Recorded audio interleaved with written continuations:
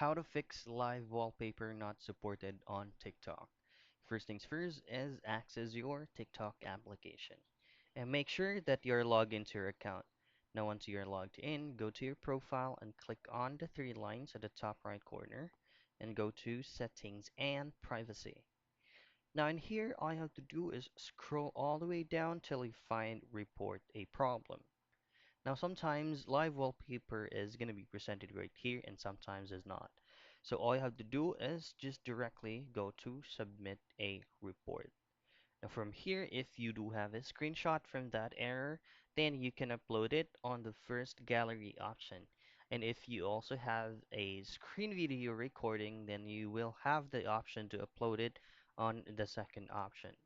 Now, all you have to do from tell us your feedback is just thoroughly or have the description on what exactly happened.